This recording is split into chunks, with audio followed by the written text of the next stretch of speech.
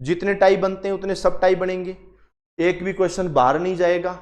तो तुम इतना माइंड में रखो कि आज की क्लास पढ़ना, इसका मतलब है एग्जाम में गणित का एक भी प्रश्न ना छूटना।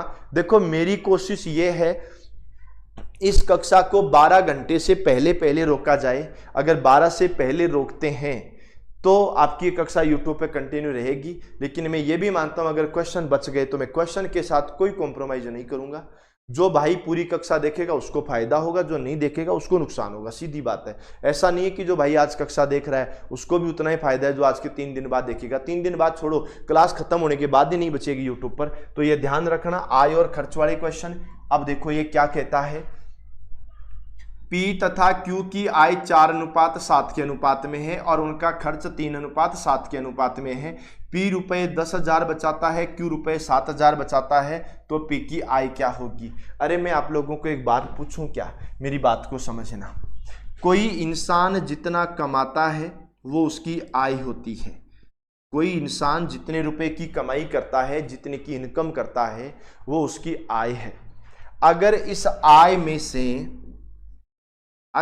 आय में से मैं बचत को घटा देता हूं, क्योंकि अपन को देखो बचत बोला ना 10,000, बचत 7,000।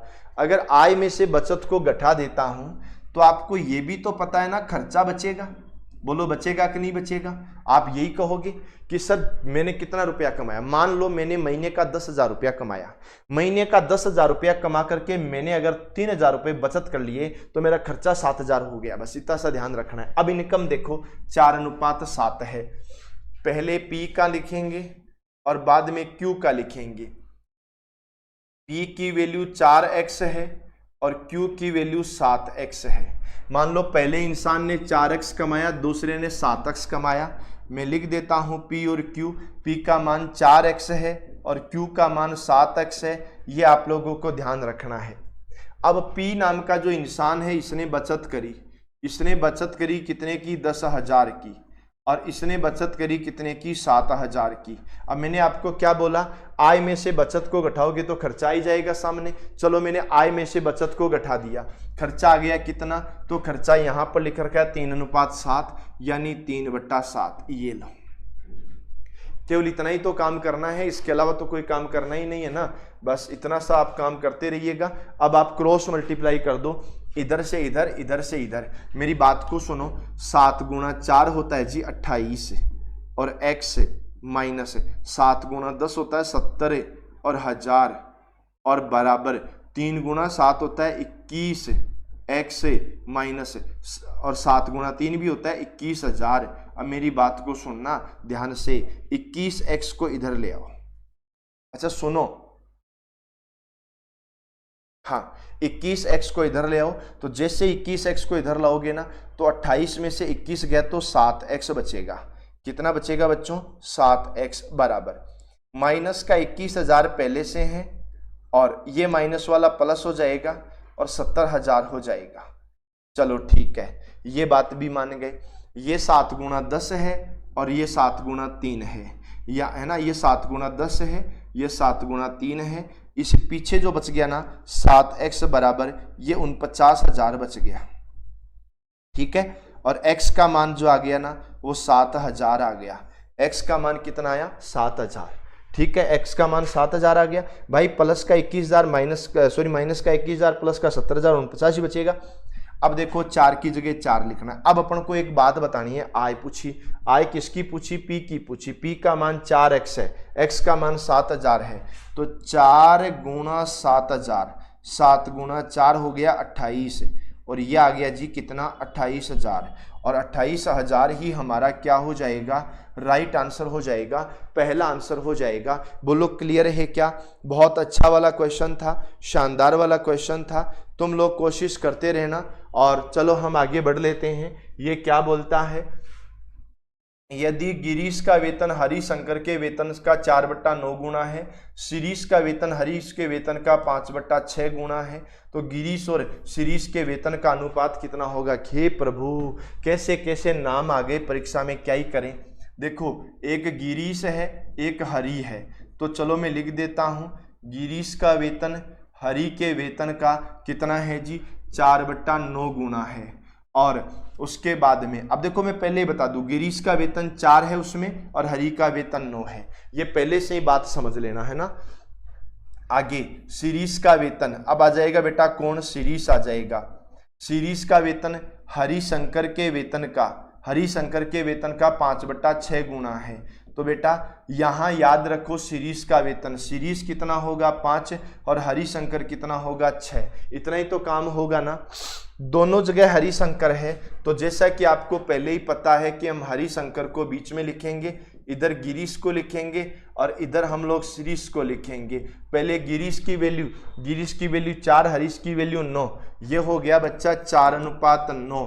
बाद में हरीश की वैल्यू 6, शिरीष की वैल्यू 5 है, हरीश की वैल्यू 6, शिरीष की वैल्यू 5, और यहां पर खाली जगह में लिख दो 6, इधर लिख दो 9, 9 गुणा 5 हो जाएगा बच्चा 45, 9 गुणा 6 हो जाएगा 54, 4 गुणा 6 हो जाएगा 24।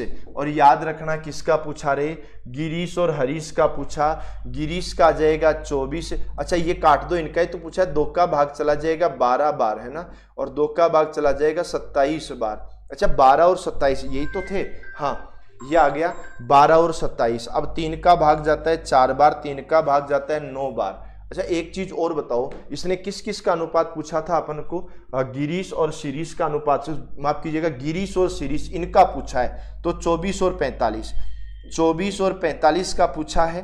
3 का भाग 8 बार जाएगा और 3 का भाग 15 बार जाएगा, 8:15 हमारा यहाँ पर राइट आंसर होगा। चलो हम अगले क्वेश्चन की ओर बढ़ें। अगले क्वेश्चन में जो हमारा टॉपिक आ जाता है वो टॉपिक आ जाता है साझा यानी पार्टनरशिप। देखो साझा में केवल एक टाइप का प्रश्न ही बनता है, या ज्यादा करे तो 2 या 3 मान लो है ना, इसमें ज्यादा टाइप बनता नहीं है, मूल रूप तो एक ही है, उसके छोटे छोटे डिवाइड करेंगे तो 2-3 हो जाएगा। ठीक है चलो मैं पी लेता हूं पानी, और तब तक तुम लोग एक बार सभी साथी जल्दी से जल्दी शेयर कर दो, लाइक कर दो, कोशिश करते रहो कि हर क्वेश्चन का आंसर आए।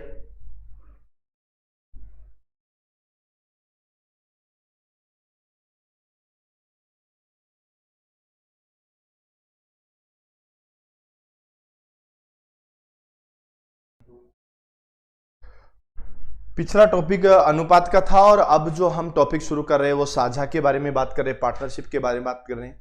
अगर मैं पार्टनरशिप के टॉपिक की बात करूं ना, तो पार्टनरशिप में एक्चुअल में देखा जाए ना, तो इसमें जो भी बातें होगी ना, बिना अनुपात के यहाँ पर कोई प्रश्न नहीं होगा।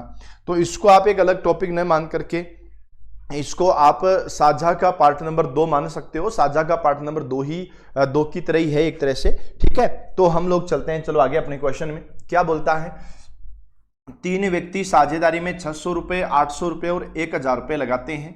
यदि 480 रुपए का मुनाफा हुआ तो पहले व्यक्ति को कितना मिलेगा। भाई आप एक चीज सीधी सी याद रखो, जिस अनुपात में कोई इंसान पैसा लगाता है उसी अनुपात में उसको वापस रिटर्न मिलता है। यानी आप याद रखना कि जो निवेश करता है, पैसा लगाता है, निवेश करता है, निवेश के बराबर जो है ना वो लाभ होता है। ठीक है ना, यानी निवेश का जो अनुपात होता है वही किसका अनुपात होता है, लाभ का अनुपात होता है। निवेश का अनुपात और लाभ का अनुपात है वो एक जैसा होना चाहिए। अब देखो 3 लोग हैं जी, मान लो पहला आदमी ए हो, दूसरा बी हो, तीसरा सी हो। पहला आदमी अगर 600 रुपए लगा रहा है, दूसरा आदमी अगर 800 रुपए लगा रहा है और तीसरा आदमी अगर 1000 रुपए लगा रहा है, तो आप सीधा सा एक तरीका लगाएं कि पहले इसका अनुपात निकालें। टोटल अनुपात क्या आता है, जो कट रहा है काट दो, जो नहीं कट रहा है छोड़ दो। पर आपको सबसे पहले क्या निकालना पड़ेगा, तो आपको सबसे पहले अनुपात निकालना पड़ेगा। 2 जीरो से हम लोग 2 जीरो काट देंगे, 2 जीरो काट देंगे, 2 का भाग चला जाएगा 3 बार, और 2 का भाग चला जाएगा 4 बार, और 2 का भाग चला जाएगा कितनी बार, 5 बार। जिस अनुपात में इन्होंने इन्वेस्टमेंट किया, अब इन्होंने किस अनुपात में इन्वेस्टमेंट किया तो वो आप लोगों के सामने आ गया। जिस अनुपात में इन्होंने इन्वेस्टमेंट किया ना, उसी अनुपात के अंदर हम लोग इनके लाभ जो है उसका डिवाइडेशन करेंगे। और भाई साहब एक बात बता दूं मैं, अपन बना देंगे गणित की चिल गाड़ी, तो मस्त रहना बहुत बढ़िया तरीके से। जिस दिन तुम्हारा पेपर होगा, चाहे पहली पारी हो, दूसरी, तीसरी, चौथी, 5वीं, छठी, जो तुम्हारी मर्जी पारी हो, उस पारी में जब आप क्वेश्चन देखोगे तो मजा आएगा कि सर मैथ्स एक भी क्वेश्चन पढ़ाए हुए से बाहर नहीं है, सेम टू सेम आपको मिलने होंगे बहुत बढ़िया तरीके से। तो चलो मेरी बात सुनो, पहले इंसान 4x है, दूसरे का 5x, सॉरी पहले का 3x, फिर 4x और फिर 5x, 5 और 4 9 और 3 12। टोटल अनुपातों का योग 12x है और टोटल इन्वेस्टमेंट जो लाभ है वो 480 है। ठीक है, x का मान निकालेंगे तो 480 में 12 का भाग देंगे, 12 का भाग 48 में 4 बार, ये लो 0, x का मान 40 आ गया। जिसका जो डिवाइडेशन होता है वो कर दीजिए। ये होगा 3 गुणा 40, ये होगा 4 गुणा 40 और ये होगा 5 गुणा 40। जो 3 गुणा 4 120 हो गया, 4 गुणा 4 16 160 हो गया, 5 गुणा 4 20 200 हो गया। बस इतना सा आप लोगों को ध्यान रखना है। ये आपका अलग अलग डिवाइडेशन होगा। मैं फिर आपको बता देता हूं, जिस अनुपात में पैसा लगाया उसी अनुपात में डिवाइडेशन होगा लाभ का। इतना सा आप लोगों को याद रखना है। तो इन लोगों ने जो पैसा लगाया वो 3 4 5 के रूप में लगाया और ये इनका लाभ हो गया। तो बताओ पहले व्यक्ति को लाभ कितना मिला? 120 रुपया। लाभ में पहले व्यक्ति का भाग जो है वो 120 रुपया है। ठीक है ना, आप लोग आंसर देते रहिएगा शानदार तरीके से, बहुत बढ़िया तरीके से कोशिश करते रहना, लाइक और शेयर भी आप लोग करते रहना। और मैं चला भैया अगले क्वेश्चन में। देखो, दो साझेदार एक व्यवसाय में क्रमशः 9,000 और 10,500 रुपए का निवेश करते हैं। यदि पूंजी निवेश के अनुपात में 6,500 का एक लाभ बांटना पड़ता है तो द्वितीय साझेदार को लाभ कितना मिलेगा? आप आज की कक्षा के किसी भी प्रश्न को अगर डालते हैं, आज की कक्षा के आप किसी भी प्रश्न को अगर गूगल पे डालते हैं तो आपको पता लग जाएगा कि क्वेश्चन कौन सी परीक्षा में और कब आया था। बिना किसी परीक्षा में आया हुआ एक भी क्वेश्चन नहीं है, हर क्वेश्चन परीक्षा में आया है। तो जरा ध्यान से समझो ये क्या बोलता है। दो साझेदार हैं, एक 9,000 और एक 10,500 लगाता है। ये पहला साझेदार है, ये दूसरा साझेदार है। पहला जो साझेदार है वो 9,000 रुपये लगाता है और दूसरा जो साझेदार है वो 10,500 रुपये लगाता है। बस इतना सा आप लोगों को याद रखना है। और मैं फिर कह देता हूँ, आप आगे सीईटी का एग्जाम भी दोगे। आप में से कई लोग 3rd ग्रेड लेवल 2 साइंस से भी होंगे, लेवल 1 से भी होंगे, रीट पात्रता परीक्षा साइंस मैथ वाले भी होंगे, लेवल 1 वाले भी होंगे।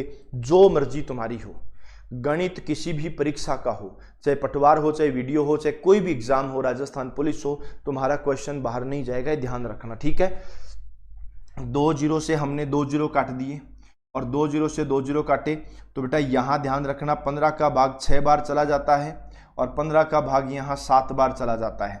पहले के हिस्से में 6x आया, दूसरे के हिस्से में 7x आया। जब दोनों को जोड़ा तो दोनों को जोड़ने से 13x आया और दोनों को जोड़ने से जो 13x आया ना वो किसके बराबर हो गया? तो ये हो गया बेटा जी 6,500 के बराबर, है ना। 13x का जो मान है वो कितना हो गया? 6,500 हो गया। x का मान कितना हो गया? तो x का मान आप निकालोगे ना तो 6,500 है, उसके बट्टा में 13 का भाग लगेगा, 13 का भाग 65 में 5 बार जाएगा और x का मान 500 आ जाएगा। और जब हमारे सामने x का मान 500 आ गया तो खुद ही सोच करके देखो कि दूसरे साझेदार को कितना मिलेगा। भाई x का मान तो 500 है ना, ये तो पहले का आ गया 6 गुणा 500, ये दूसरे का आ गया 7 गुणा 500, 7 गुणा 5 35, ये 3500 आ गया, 6 गुणा 5 30, ये 3,000 आ गया। बस इतना ही तो काम आपको करना था। तो बताओ दूसरे साझेदार को कितना मिला? तो दूसरे साझेदार 3500 रुपया मिला। ये सेकंड ऑप्शन अपना राइट आंसर हो गया है। चलो बहुत अच्छी बात है। और मैं अगले क्वेश्चन में चला और अगले क्वेश्चन से पहले बता दूं भाई, आप ध्यान से समझना, लक्ष्य की जितनी भी किताबें आती हैं ना वो सब की सब अक्षांश प्रकाशन के नाम से आएगी, अक्षांश पब्लिकेशन के नाम से आएगी। और आगामी जितनी भी भर्तियां हैं, कोई भी भर्ती आप ले लो, चाहे अब ये भर्ती भी ले लो भले आप 4th ग्रेड की भी, इसमें भी पुराने पेपर हैं, वहां से क्वेश्चन एसजीटीज उठ करके आएंगे, है ना। तो पुराने पेपर के क्वेश्चन यहाँ पर उठ करके आते हैं। अब पुराने पेपर के अगर क्वेश्चन आप कर लेते हो तो नई वाली भर्ती में कोई नया बस्ता नहीं है।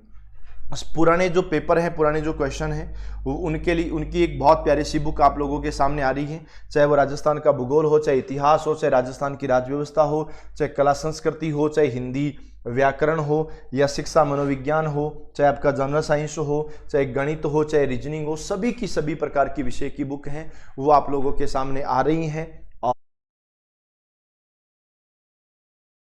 और बहुत अपडेट कंटेंट के साथ आ रही है। जैसे 4th ग्रेड का एग्जाम होगा तो 4th ग्रेड के क्वेश्चन भी जुड़ करके आएंगे, ये आपको ध्यान रखना है। बहुत ही जल्द आपको मिलना स्टार्ट हो जाएगा।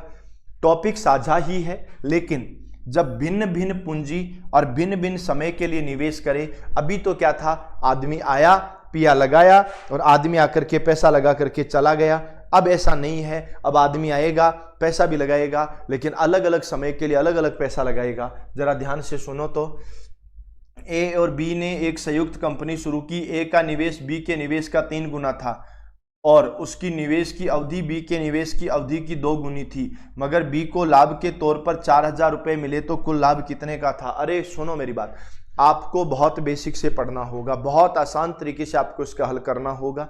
छोटी छोटी चीज़ें जो आपके दिमाग में आती है उनको भी यूज करते हुए चलना होगा। ये क्या कहता है हमारा क्वेश्चन, जरा ध्यान से समझो तो। ए और बी है, ए ने और बी ने, इन 2 लोगों ने ना व्यापार शुरू कर दिया। अब देखो, ए का निवेश बी के निवेश का 3 गुना था। अगर बी 1 रुपया निवेश करता है तो ए 3 रुपया निवेश करता है। हमने क्या बोला, ए का निवेश बी के निवेश का 3 गुना था। चलो हो गया, ए का निवेश बी के निवेश का 3 गुना हो गया, ठीक है। और उसकी निवेश की अवधि बी के निवेश की अवधि की 2 गुना थी। निवेश की अवधि बी के निवेश की 2 गुना। अगर ये 1 साल के लिए निवेश करता है तो ये 2 साल के लिए निवेश करता है। बस इतना सा आप लोगों को ध्यान रखना था। अब सुनो मेरी बात है, ये क्या कहता है, 3 गुना 2 6, 6:1। इनका जो लाभ होगा वो लाभ 6:1 में डिवाइड हो जाएगा। बस इतना ध्यान रखना, इनका जो लाभ होगा वो किस अनुपात में डिवाइड होगा, 6:1 में। अगर बी को लाभ के तौर पर 4000 रुपये मिले हों, बेटा बी को 4000 रुपये मिले हों। अब आप जरा ये भी ध्यान से सोचो कि बी का टोटल लाभ कितना है, 1x है। बी का टोटल लाभ कितना है, 1x है। और बात यह है कि 1x का मान अगर 4000 है तो 6x का मान कितना होगा, 6 और गुणा में 4000, 6 गुणा 4 24 हो गया। और ये हो गया बेटा 24,000। और 24,000 होने का मतलब है आप लोगों का, अच्छा सुनो सुनो सुनो सुनो, कुल लाभ पूछा है तो बेटा कुल लाभ तो 24 और 4 दोनों जोड़ के होगा ना। कुल लाभ में तो 24,000, 4,000, 28,000 होगा। ये तो केवल किसका लाभ है, ये तो केवल एक का लाभ है, पहले इंसान का लाभ है। पर टोटल लाभ तो दोनों को जोड़ने से होगा। 24 और 4 28,000 आपका लाभ होगा। सी ऑप्शन अपना राइट आंसर हो जाएगा। ये आप लोगों को ध्यान रखना है। चलो हम अगले क्वेश्चन की ओर चलेंगे। हमारा अगला क्वेश्चन क्या कहता है, ए बी और सी एक चारागाह है किराए पर लेते हैं। ए उस पर 7 महीने तक 10 बैल चराता है, बी उस पर 5 महीने तक 12 बैल चराता है, सी उस पर 3 महीने तक 15 बैल चराता है। अगर चारागाह का किराया 175 हो तो सी को अपने हिस्से में कितना मिलेगा। अगर हम लोग यहाँ बात करेंगे सी की तो ज़रा ध्यान से देखिएगा कि ये क्वेश्चन हम लोगों को क्या कह रहा है, ज़रा ध्यान से समझना। हम तो वापस वही तरीका लगाएंगे, ए बी और सी वाला, और कुछ भी नहीं करेंगे। तो इधर तो लिखा हमने ए, इधर लिखा बी, इधर लिखा सी। अब मेरी बात को समझना, बहुत आसान तरीके से, बहुत आसान भाषा में इस बात को समझना कि यहाँ पर देखो, ए है वो 7 महीने के लिए 10 बैल चराता है। ए 7 महीने के लिए कितने बैल चराएगा, 10 बैल, ये लो 70। अब और बातें बाद में करेंगे हम लोग, पहले इसको डिटेल से समझने की कोशिश करो, ठीक है। चलो यहाँ तक आ गया। और बी है वो 5 महीने के लिए 12 बैल चराता है। बी 5 महीने के लिए 12 बैल चराएगा, 12 गुना 5 60 हो जाएगा। और सी है वो सी उस पर 3 महीने के लिए 15 बैल चराएगा, तो 3 महीने के लिए एथनिक वेयर पे 85% ऑफ है। कुछ भी, कुछ वो जो कट रहा है काट दो बेटा। 5 से कटा, 5 से कटा 14, 5 70, 5 से कटा 12 और 5 से कटा 15 बार, ये लो। अब और तो कुछ कटेगा नहीं, है ना। तो अब मेरी बात को, अगर चारागाह में किराया, चारागाह का किराया 175 रुपये हो तो टोटल 175 रुपया किराया है ना। तो मेरी बात को समझने की कोशिश करना। 5 और 2 7, 7 और 4 11, 11 का 1 हासिल 1, 1 और 1 2, 2 और 1 3, 3 और 1 4, ये लो जी 41। ठीक है, कितना हो गया, 41 हो गया। टोटल हो गया 41x और 41x के बराबर हो गया 175। अकेले x के बराबर क्या होगा, 175/41, कहीं अपन गलती तो नहीं कर रहे हैं, है ना। देखो 175 हो गया टोटल, और ये कितना था, और 5 और 2 7, 7 और 4 11, 11 का 1 80 लग गई, 1 2 3 4 41 हो गया, टोटल 75 हो गया। अब याद रखो 41 में किसी का भाग जाता नहीं है, तो 41। अब देखो ये x का मान आ गया। अब हम लोग क्या करेंगे, इसको बोला कि c का हिस्सा बताओ, तो c का हिस्सा कितना है 15, तो गुणा में 15 कर दीजिए। बस इतना सा आपको करना है। देखो हो सकता है कि कोई ना कोई संख्या इधर उधर हो गई हो, या है ना, तो एक बार अपन को चेक करना पड़ेगा। यहाँ पर माफ कीजिएगा 5 का भाग, देखो यहाँ पर सबसे बड़ी मिस्टेक हुई है। देखो बिल्कुल आपके कमेंट्स भी सही थे, 5 का भाग 9 बार ही जाता है बेटा, 5 का भाग 9 बार जाता है ना, ये हुआ ना। तो 9 9 और 2 11, 11 से 12 13 14 15, 15 का 5 हाथ से लग गई 1 1 2 1 3, ये देखो 35x हो गया, 35x है टोटल, है ना। 35x का मान 175 है, x का मान निकालना है, तो बेटा 175 है ना, हाँ ये 175 हो गया। x का मान 175 और बट्टा में 35 आएगा, 35 का भाग इसमें 5 बार चला जाएगा। और अब क्या पूछा, बताओ c को कितना मिला, तो हम c का बता रहे हैं, c को 9x मिला है। c को कितना मिला, 9x मिला, और 9 का जगह 9 और x का मान 5, 9 गुना 5 45। बिल्कुल ये आप लोगों को ध्यान रखना है, बिल्कुल बिल्कुल बहुत अच्छा। हाँ मैंने मेरे प्यारे भाइयों मैंने देख लिया है, कोई बात नहीं है, आप ध्यान से रहिएगा, मस्त रहिएगा। ये जो यहाँ 9x आना चाहिए था, मैंने गलती से 15x लिख दिया था, और ये हुई ना बहुत अच्छी बात कि मेरे भाई लोग जो लाइव सेशन में जुड़े हुए थे, आपने कमेंट्स के माध्यम से भी मुझे बताया कि सर एक छोटा सा मिस्टेक हुआ हो गया है। चलो कोई बात नहीं है, बड़े बड़े देशों में छोटी छोटी बातें होती रहती है, पर आप तो मस्त रहिएगा, बहुत बढ़िया तरीके से चलते रहें और अगले क्वेश्चन की ओर चलें। अगला क्वेश्चन हमारा क्या कहता है भाई, अब आ जाते हैं हम लोग किसमें, औसत में। इतनी देर जो चल रहा था ना वो अनुपात ही चल रहा था। आपका साझा का जो टॉपिक है ना वो भी अनुपात का ही था, कोई साझा अलग से होता नहीं है। ये औसत का हमारा टॉपिक है और बड़ा प्यारा सा हमारा टॉपिक होगा, बहुत शानदार सा टॉपिक होगा। अब देखना किस हिसाब से क्वेश्चन हम लोग करेंगे। अब सबसे पहले जो है ना औसत, सबसे पहले औसत के हम लोग करेंगे बेटा साधारण प्रश्न। और औसत के जो साधारण प्रश्न होते हैं ना वो देखो किस हिसाब से होते हैं, वो साधारण प्रश्न के ऊपर आप ध्यान दें। वैसे एक चीज मैं आपको बताता हूं, मेरी बात को समझना। एक नाम आता है समांतर संख्या। बेटा नाम जो समांतर संख्या है ना, इसको हम लोग बोलते हैं समान अंतर वाली संख्या। क्या बोलते हैं, समान अंतर वाली संख्या। समांतर संख्या का मतलब होता है समान अंतर वाली संख्या। समान अंतर वाली संख्या कौन सी होती है, जैसे आप लोग लिखते हो ना कभी कभी प्राकृत संख्या हो जाती है ना, इसके अलावा सम संख्या हो जाती है ना, और इसके अलावा विषम संख्या हो जाती है, और इसके अलावा गुणज हो जाते हैं, किसी भी संख्या की टेबल हो जाती है। ये सब की सब होती है ना वो समांतर संख्या होती है। प्राकृत संख्या किसको बोलते हो बेटा, जो तुम लिखते हो ना 1 2 3 4 वाला, ये वाला होता है। सम संख्या जो लिखते हो ना 2 4 6 8 वाला, ये होता है। विषम संख्या जो लिखते हो ना वो 1 3 5 7 वाली होती है। गुणज का मतलब किसी भी संख्या की टेबल होती है। टेबल का मतलब होता है जैसे 3 की टेबल होगी, 3 हो गया, 3 और 3 6, 6 और 3 9, 9 और 3 12, ऐसी जो संख्या होगी। ये जो समांतर संख्या होती है ना, इन समांतर संख्याओं का औसत निकालने का एक तरीका होता है। वो तरीका क्या होता है, प्रथम संख्या प्लस में अंतिम संख्या और बट्टा में 2 होता है। ये प्रथम प्लस अंतिम बट्टा 2 होता है।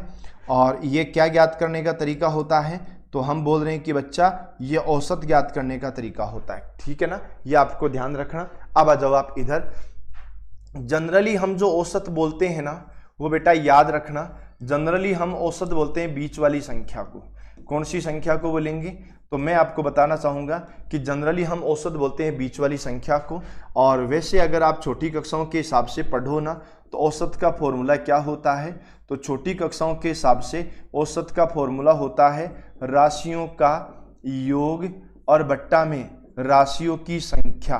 राशियों का योग और बट्टा में क्या होता है, राशियों की संख्या होता है। यह हमारा एक औसत का फॉर्मूला होता है। जब अगले क्वेश्चन की ओर हम लोग बढ़ेंगे ना तो तब हम बात करेंगे। ठीक है, अब जैसे मान लो हमारा पहला ही प्रश्न आता है। ये पहला प्रश्न हमारा क्या कहता है, जरा ध्यान से समझना।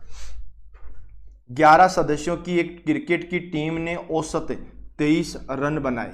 भाई आप एक चीज बताओ, 11 सदस्यों की टीम है, औसत 23 रन बनाए, इसका मतलब क्या होता है? इसका मतलब है हर खिलाड़ी ने 23 रन बनाए।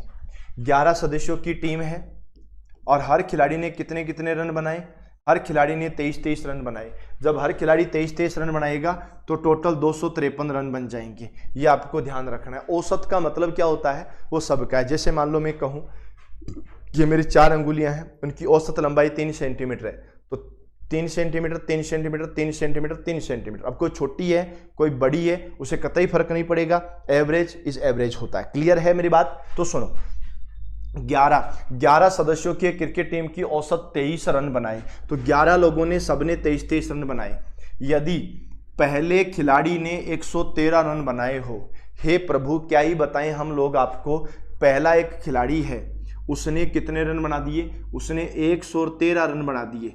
एक अगर अकेला खिलाड़ी है वो 113 रन बनाता है तो पीछे वाले सब मिलकर के 140 बनाते हैं। क्योंकि देखो याद रखो, ये कितने लोगों का मामला है? 11 लोगों का। और ये कितने लोगों का मामला है? 1 का। तो ये कितने लोगों का मामला है? 10 लोगों का मामला है। अब आप सोचो कि जो 10 लोग बच गए उन सब ने मिलाकर के एडी चोटी का जोर लगा करके 140 रन बनाए। अब आप खुद सोच करके देखो, अगर 10 खिलाड़ी 10 सदस्य, आप खुद सोच के देखो एक बार, अगर 10 सदस्य मिलकर के 10 सदस्य मिलकर के रन बनाते हैं कितने? 140। तो आप मुझे ये बताओ कि इसका औसत कितना होगा? तो 140 और बट्टा में 10, यानी इसका औसत कितना होगा? 14 होगा। और ये 14 ही हमारा राइट आंसर होगा। ये आप लोगों को ध्यान रखना है। शानदार क्वेश्चन था, अच्छा क्वेश्चन था, बढ़िया क्वेश्चन था। चलो हम अगले क्वेश्चन में बढ़ें। ये क्या कहता है? 7 है, 5 है, 13 है, x है, 9 है, इसका औसत 90 है। आपको सबसे पहली चीज तो ये देखनी है कि ये है कितने। मेरी बात को समझने की कोशिश करो। देखो इनका औसत माफ कीजिएगा 10 है ना, तो 1 2 3 4 5, बेटा 5 संख्याओं का औसत 10 है। कितना है? 5 संख्याओं का औसत है। और मेरी बात को समझने की आप बहुत अच्छे तरीके से कोशिश करना। 5 संख्याओं का औसत जो है ना वो देखो 10 है, इसका मतलब पांचों संख्याओं को जब जोड़ोगे तो टोटल 50 आ जाएगा। 5 संख्याओं का औसत 10 है तो टोटल कितना आएगा? तो हमने कहा सर टोटल 50 आएगा। चलो बहुत अच्छी बात है। अब देखो इसने क्या कहा? x का मान बताओ। भाई मैं आपको ये कहना चाहता हूं कि जैसे 7 है, 5 है, 13 है, x है, 9 है, इनको जब सबको जोड़ते हो ना तो मेरे प्यारे भाइयों टोटल 50 आना चाहिए। इनको सबको जोड़ते हो तो टोटल कितना आना चाहिए? 50। क्योंकि 5 संख्याएं हैं और 5 संख्याओं का औसत कितना है? 10 है। जब पांचों संख्याओं का औसत 10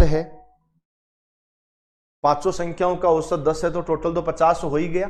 अब आप ये देखो कि इनका मान कितना है? 7 और 13 20 हो गए। 7 और 13 कितने हो गए? 20। 9 और 5 14 हो गए, तो 34 हो गए। कितने हो गए? 34। भाई जो संख्या लिखी हुई है ना उनका टोटल 34 हो रहा है। इसका मतलब क्या हुआ? 50 में से, जरा ध्यान से समझना, 50 में से 34 तो यही है। अगर 50 में से 34 ये है तो पीछे बच गया वो 16 है, और 16 का मतलब डी ऑप्शन हो जाएगा, 4th ऑप्शन हो जाएगा। ये आप लोगों को ध्यान रखना है, कोशिश करनी है। आप आगे चलते रहिएगा मस्त तरीके से और मैं आगे बढ़ता हूं। और अगला क्वेश्चन क्या कहता है? सभी 1 अंक वाली, 2 अंक वाली तथा 3 अंक वाली प्राकृत संख्याओं का औसत क्या होगा? अरे बावड़ों, ये देखो सभी 1 अंक वाली कौन सी होती हैं? 1 2 3 और 9 तक। 2 अंक वाली कौन सी होती है? 10 11 12 और 99 तक। 3 अंक वाली कौन होती है? 100 101 102 और 999 तक। इन सभी संख्याओं का औसत चाहिए। जितनी संख्याएं तुम्हारे सामने लिखी है ना, इन सब का टोटल मिलाकर के कुल औसत चाहिए। जब इनका सब टोटल मिलाकर के औसत चाहिए हम लोगों को, तो हम औसत कैसे निकालेंगे? प्रथम संख्या 1 है अंतिम संख्या 999 है और भाग दे देंगे 2 का। प्रथम संख्या प्लस अंतिम संख्या बट्टा 2 हो जाएगा। क्या हो जाएगा मेरे भाई लोगों?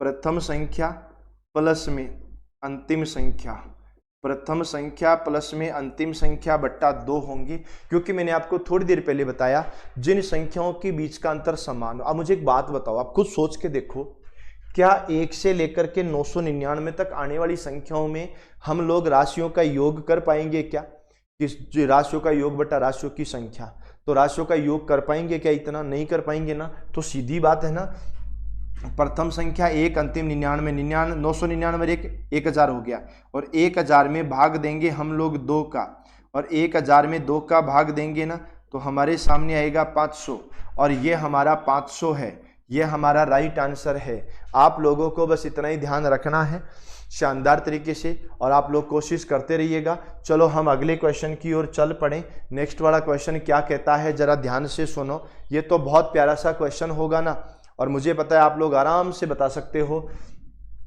किसी मंदिर में एक सप्ताह में औसतन 75 फल चढ़ाए जाते हैं। भाई पूरे सप्ताह में औसतन 75 फल आते हैं। अब आप मुझे एक बात बताओ, ठीक है ना, एक सप्ताह में औसतन 75 फल चढ़ाए जाते हैं। अब सप्ताह में दिन होते हैं 7 दिन में डेली 75 एवरेज से चढ़ाए जाते हैं।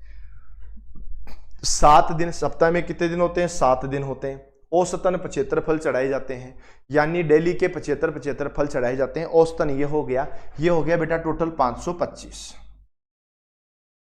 देखो 7 गुणा 5 35 का 5 आज से लग गई 3, है ना। 7 गुणा 5 35 आज से लग गई 3, और 7 गुणा 7 49, 50 51 52, ये हो गया। चलो ठीक है। मंगलवार को छोड़कर शेष 6 दिन में औसतन 72 फल चढ़ाए जाते हैं। मंगलवार को छोड़ दो तो शेष 6 दिन बच गए, इनमें औसतन 72 फल चढ़ाए जाते हैं। तो 6 गुणा 72 करेंगे तो यह आ जाएगा बेटा 432। अब मुझे आप लोग एक बात बताओ, 7 दिनों के फलों को जोड़ोगे कि 7 दिन में टोटल कितने फल चढ़ाए गए, तो 7 दिनों के फलों को जोड़ोगे ना तब तो आएगा 525, और 6 दिन के फलों को जोड़ोगे, केवल 6 दिन के फलों को जोड़ोगे तब आएगा 432। 5 में से 2 गए, 5 में से 2 गए तो बेटा 3 बच गए, और अब 12 में से 3 गए तो 9 बच गए। इसका मतलब इस दिन कितने फल चढ़ाए गए? 93 फल चढ़ाए गए। और बहुत अच्छा क्वेश्चन था यार। मैं तो ये मानता हूँ कि ऐसे छोटे छोटे जो क्वेश्चन आते हैं ना, इनका आप सॉल्यूशन करते रहा करो। और हाँ, कॉपी और पेन लेकर के बैठना है। और ये कक्षा कब तक चलेगी तो मैं पहले ही बता देता हूँ, जब तक सिलेबस खत्म नहीं हो जाता तब तक चलेगी। अब सिलेबस खत्म कब होगा ये हम देखेंगे, देखिए कब तक खत्म होता है ना। अभी तक तो ज़्यादा कुछ हमने पढ़ाई नहीं है। चलो हम आगे बात करते हैं। 19 से पूर्व सभी अभाज्य संख्याओं का औसत क्या होगा? सबसे पहले मैं आपको बताता हूँ अभाज्य संख्याएं क्या होती हैं, है ना। याद रखना, जिन संख्याओं में